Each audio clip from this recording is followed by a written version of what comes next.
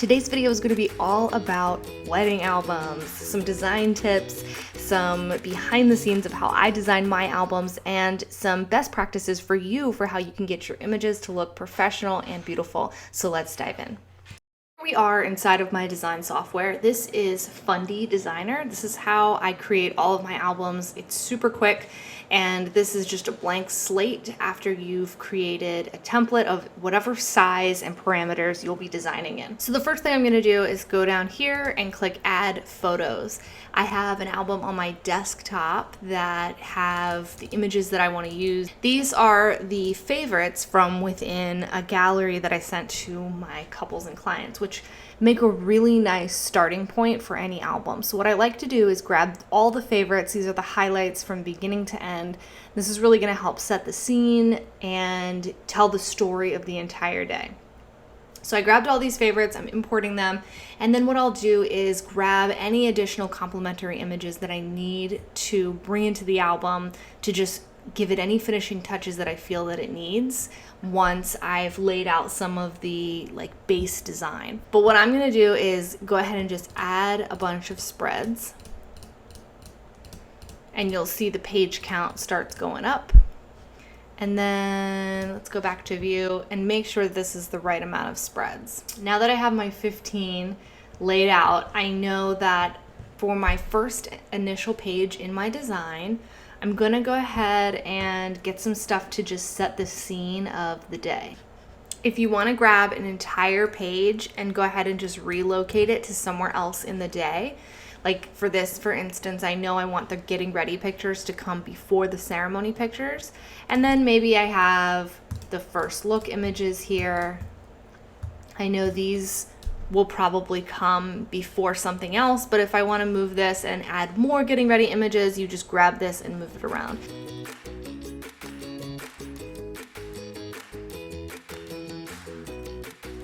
All right, so I'm just going to continue along here, making sure I go from some scene setting images to getting ready images, first look, portraits, and then we're going to move into ceremony.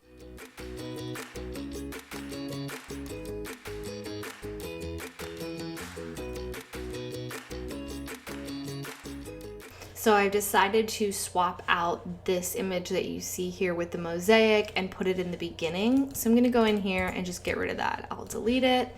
And then let's go ahead and play around with this design a little bit. You can click layouts and see very quickly a lot of possibilities for how you'd like your images to appear. I think that I'm gonna stick with something like this. So I'm just playing around with these images to see which one of these I would like to be the first cover. Well, not the cover, but the inside. When you first open up the album, I want it to make a statement about, what the day is going to really look like and how this wedding is going to unfold. So I think those first few images are really special. You can drag and reposition these images to make sure that this fits really nicely. You can even change the tilt of an image. You can just do so much. It's really nice to not have to leave the design software. Okay. So now that I have most of my most important images that I know my client would want in this album to be in the album, I go ahead and I add in a few supplementary images because I want to keep straight what I've added, what I haven't added. So now I'm importing a couple of extra images, and some tips that I want to share with you for making sure that your album design is cohesive and it makes sense is just a couple of things. So for example, on this specific design here, I'm going to zoom in and show you. This is a great example of making sure that your client's faces right here on the right hand side don't fall in this crease, because when you go ahead and you actually fold the book itself, you want to make sure that the faces aren't anywhere in the middle because they will start to distort and it won't look great. So as I go through and I finalize and proof, I make sure I scan through all my designs and I make sure that this black line down the middle does not touch people's faces. So that's a really important one to look at. And so I went through, did a good check. That looks really great. The other tip that I have for you is alternate your designs based on the pages. So For example, this first page, I have 4 images. Then I alternate and I'm using 8. Now I'm back to 4, 2, this one doesn't really alternate, and then it goes back to 4. Then we go up in numbers, down in numbers, all the way down to 1. It's gonna be way more interesting as the person flipping through the album if they're able to see some variance between the number of images on the page, some of them being black and white, some of them being color, and each page changing just a little bit in design and layout. Before I finish up, I want to give you guys one more tip. One thing you'll notice in my designs is that I'm very intentional about using white space and making sure that not every page has pictures that go all the way to the edge. And this is really going to give the viewer a chance to look at what the subject really is, not feel bombarded or overwhelmed by how many pictures there are in like each design. And it gives them a little bit of a break between images. A really cool trick that FUNDY allows is that if you select a design and hit the space bar on your keyboard, you can completely flip the design.